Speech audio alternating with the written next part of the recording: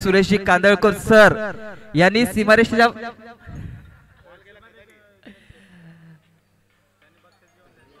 माफ करा जवळपास संख्येने 18 धावा मोजल्या या षटकामध्ये। चला दोन्ही कर्णधारांना विनंती असेल प्लीज वेळ वाचवा, चला सामना चालू करा।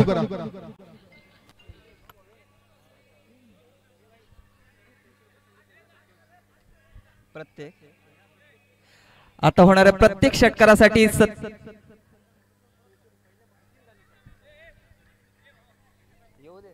दरम्यान आता राहिलेल्या 2 षटकांसाठी मला वाटतं निश्चितपणे आपले मालवणी समालोचक सुरेशजी कांदळगावकर सर यांना मी थोडीशी वरती येण्यासाठी विनंती करतोय।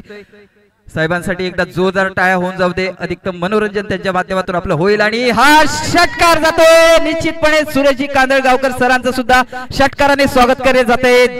डीजे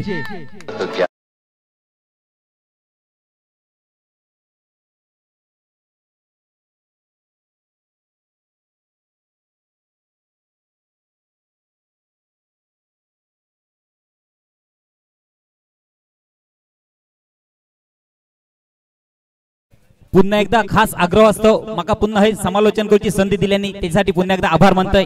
चला सामनो अंतिम सामनो महत्वाचा सामनो, फक्त 8 धावेची गरज, विजयाचा रक्ष राहुलाता फक्त 8। हार जिती नक्कीच सगळ्यांची असता, जिंकायची तयारी थैसूनच सुरू करूची असता, जय हराची भीती जास्त वाटत असता।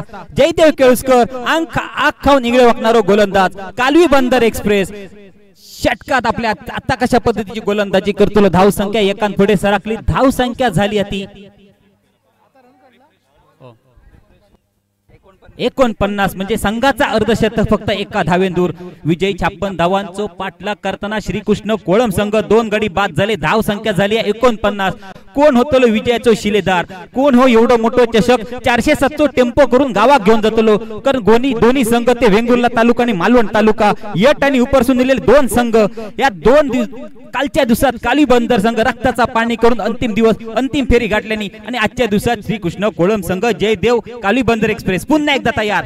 पुन्हा एकदा निखिल पराडकर मालवण गावचो एक धडाकेबाज फलंदाज, मालवण तांडीचो एक नावाजलेलो फलंदाज निखिल पराडकर आपल्या डावकऱ्या शैलीतनं लांब फटके मारल्या। नक्कीच मंडळाचे 2 चेंडू ह्यो निखिल हरवून आता तगत मोकळो झालेलो, हा नुकसान केल्या मंडळाचा जवळजवळ 150 रुपयाचा, काय हरकत नाही पण प्रेक्षकांचा मनोरंजन झाला।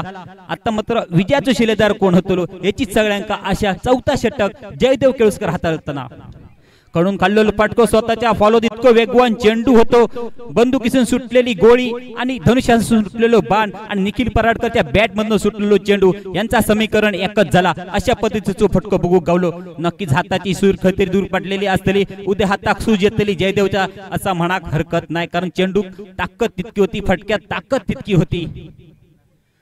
संघाचा अर्धशतक भूगोला विजयाचा लक्ष रावला तर अर्ध्या डझन अशी धाव संख्या म्हणजे 6, कारण 56 धावांचा पाठलाग करता तो श्री कृष्ण कोळम संघ।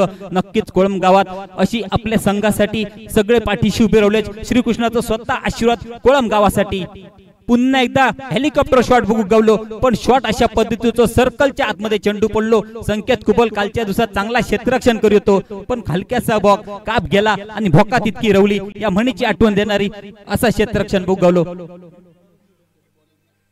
खराब गोलंदाजी मात्र संकेतची झाली, 18 धावा खर्च केल्या, नाहीतर आणखी खतरी गंमत वाढली असती।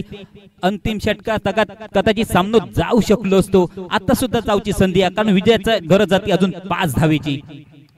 आता निखिल पराडकर मात्र आपला काम पुरा करता ह्या झेल झाला असता विजय फटको निखिल पराडकरच्या बॅट मधून नवल डोक्यात गाबी समाज क्रिकेट स्पर्धेचं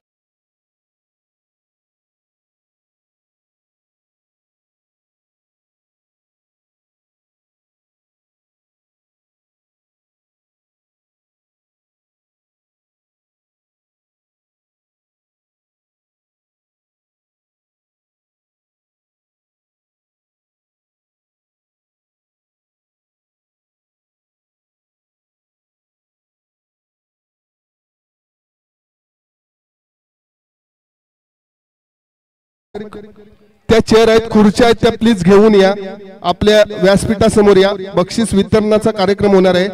सर्व खुर्च्या घेऊन या प्लीज, व्यासपीठासमोर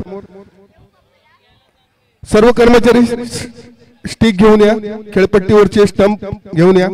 श्रीकृष्ण कोळम अंतिम विजेता, VRCC कालवी बंदर उपविजेता संघ ठरतोय.